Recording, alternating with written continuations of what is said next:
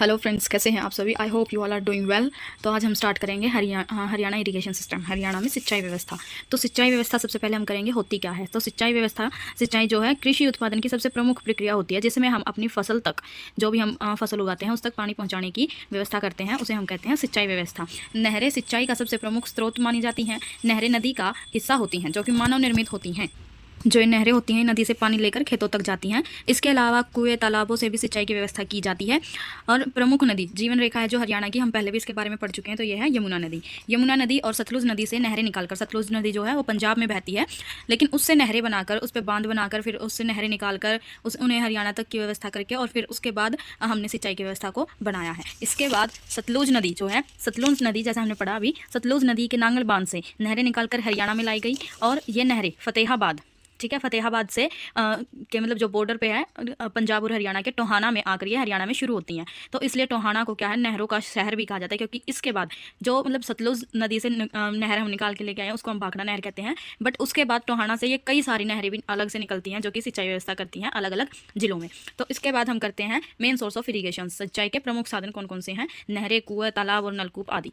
इससे रिलेटेड कुछ एक क्वेश्चन है हमारे पास 10-15, तो हम उसको करते हैं।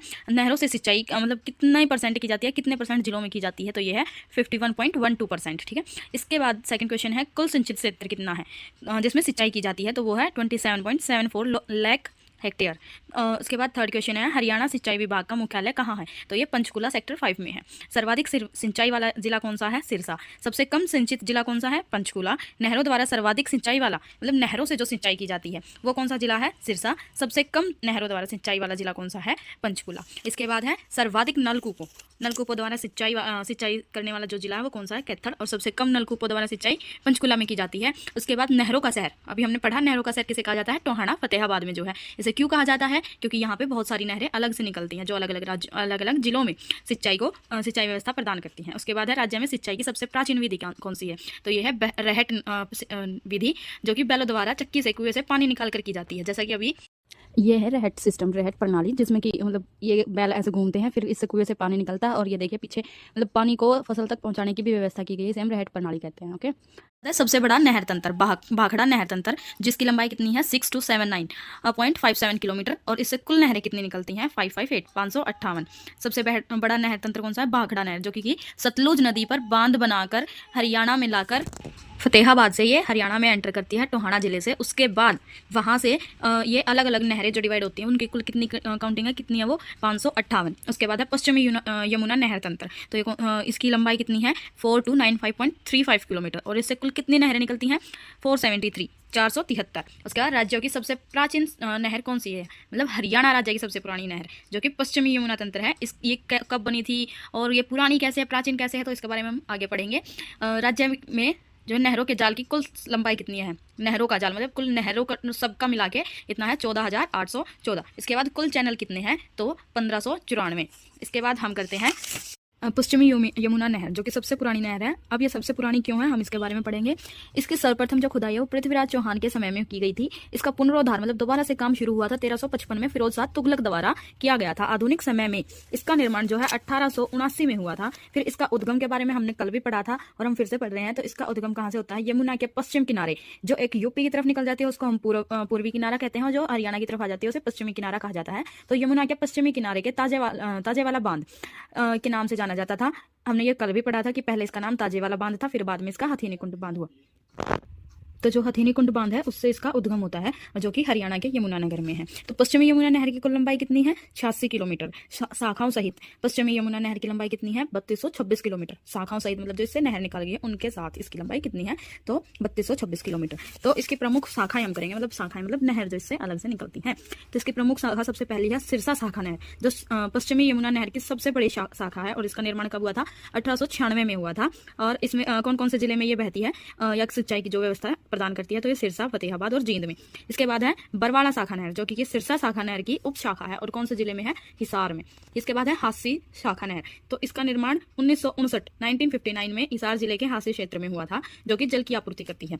उसके बाद है भालोट शाखा नहर, पश्चिमी यमुना नहर की दिल्ली शाखा की प्रमुख शाखा है। और इसके बाद करते हैं हम जींद शाखा नहर, जो कि जींद जिले में सिंचाई का काम करती है। इसकी 2 शाखाएं हैं, रोहतक तथा भिवानी शाखा। ये दोनों शाखाएं जल की आपूर्ति करती हैं। उसके बाद है मुनक शाखा नहर, जो कि करनाल के मुनक से दिल्ली के हैदरपुर तक होती है।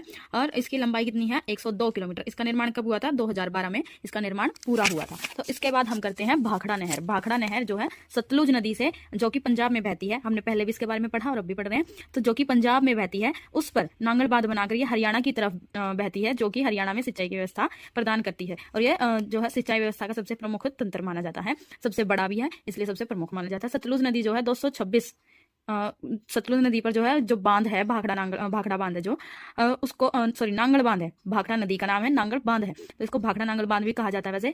तो इसकी कुल लंबाई कितनी है? 226 मीटर इसकी लंबाई है। ऊंचा है, सॉरी लंबाई नहीं ऊंचा है, क्योंकि इसकी हाइट होती है, तो ये ऊंचा है, लंबा नहीं ऊंचा।